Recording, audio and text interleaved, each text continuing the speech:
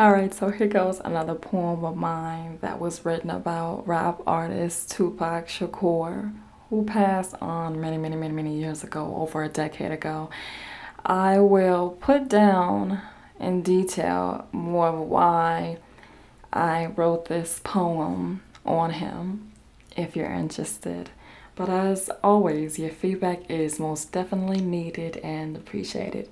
I call this In His Words, and the subtitle is We Gotta Survive.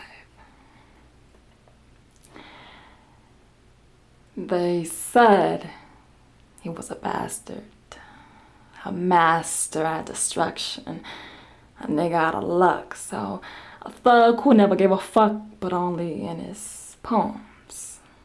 But you call them raps, scraps of being born in the ghetto, but in his words, how you heard it in his songs as if it were your true story.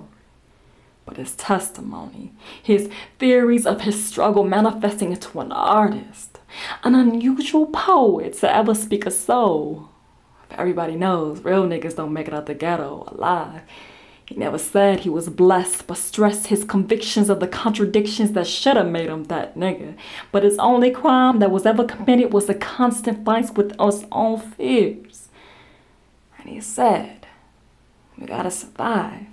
An existing message from the dead of his essence, for what is real never dies but binds us, teaching us that death is not the greatest loss in life.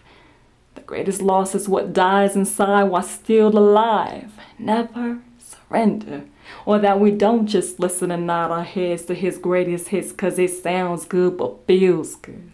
Whether you're black or that you ain't. For pain isn't a race, but an international struggle.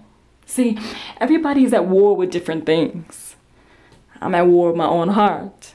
So whenever you heard him say fuck the world, but captured in his signature photographs flipping the bird, it wasn't an ignorant bastard trying to cause controversy, but a smart motherfucker speaking thug terminology. A rose that grew from concrete, the beauty of internal pain that bled no outcome, but the historical sounds of what real music is, but have been buried beneath this rap industry that has now been sadly corrupted for $1. Nobody is trying to make $1 out of 15 cents no more. But pour your legitimate facts of bullshit, the opposite of what made him Tupac. The soul who exposed the blind aspects of life that needed some light, but no, nobody dared to encourage a switch. He wrote, life goes on and so we went.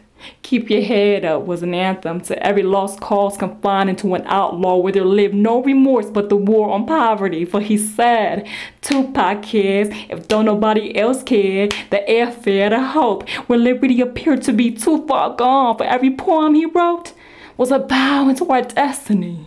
To all the seas that follow me, protect your essence. Born with less, but you're still precious. So you see, he wasn't just a thug with thug life tatted into the core of his time from sunrise to sunset. Or a rapper who rapped you about a bitch and how if it don't make money then it don't make sense. But a poet. A poet. An unusual poet ever left too soon and tragic, but left behind an aging legacy that is still worth glorifying, as if he were the true revelation of the ghetto, particularly in the meadow, and between the innocence and the guilt. Because yes, he was a bastard. Because yes, he was a nigga, but a poet. A poet.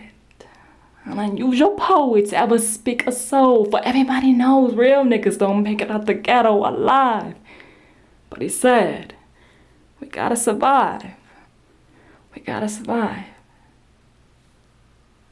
Thank you.